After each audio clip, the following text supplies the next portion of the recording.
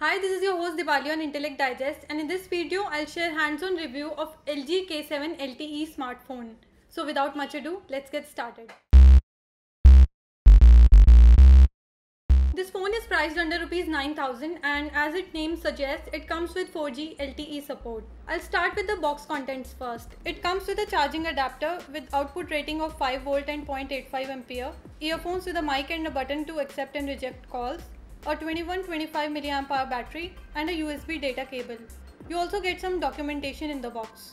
Now I'll talk about the design and build quality of this phone. It is a well-built phone and looks very stylish with LG's glossy pebble design language. The design of the phone is reminiscent of LG's high-end devices like LG G4. It comes with chrome painted rounded edges which look beautiful. It has a curved plastic back panel which is removable and has a pattern over it for better grip. The phone is very compact and lightweight and can be used conveniently with single hand. On the front there is a 5-inch FWVGA display. Above the display there is a front-facing camera along with sensors and earpiece. Below the display there is LG branding and navigation keys are a part of the display. On the rear there is a 5-megapixel primary camera with LED flash, power button, volume rockers, LG branding and speakers. The speakers are loud and clear but not as loud as other smartphones in this price segment. On the top edge there is secondary mic for noise cancellation. On the bottom edge there is USB charging port along with microphone hole and 3.5mm audio jack. Both left and right edges of the phone are clean. On removing the rear panel you will get access to 21-25 mAh battery, 2 SIM card slots and a micro SD card slot. Overall build quality of the phone is nice and it is a very compact and lightweight phone with good grip. Now I'll talk about the display of this phone. It comes with a 5-inch FWVGA display with 480p resolution. The display is very sharp and bright and has good viewing angles. It features 2.5D arc glass for smoother touch and swipe experience. The video viewing experience is also good and here is a quick video sample.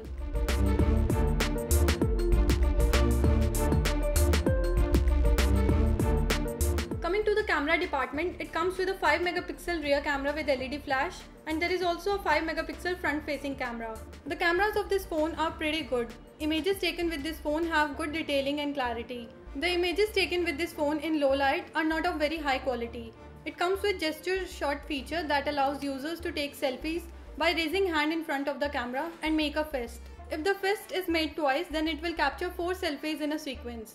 It also comes with selfie light feature such that the screen illuminates a soft light around the photo preview for well-lit selfies. Moving on to the performance department, this phone is powered by a 1 GHz quad-core Snapdragon 210 processor paired with 1.5 GB of RAM. It comes with 8 GB of internal memory, out of which around 4 GB is user available.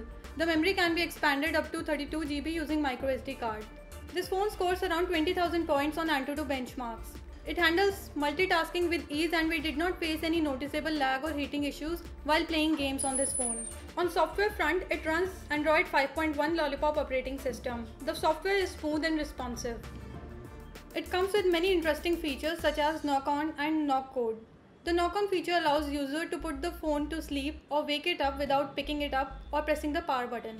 The knock code feature on the other hand lets users create a screen lock using 3 to 8 point tapping pattern for more security. We tested this phone for USB OTG and we found out that the unit that we have received does not support USB OTG. This phone is powered by a 21-25 mAh battery which should be good enough to survive for up to 1 day on moderate usage.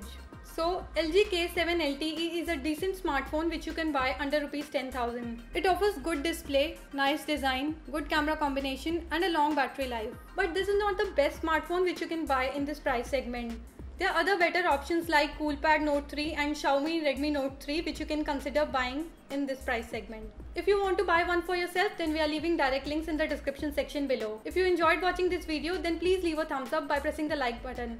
For more such videos from Intellect Digest, make sure you hit the red subscribe button. This is your host Dipali signing off. Thanks for watching and have a great day.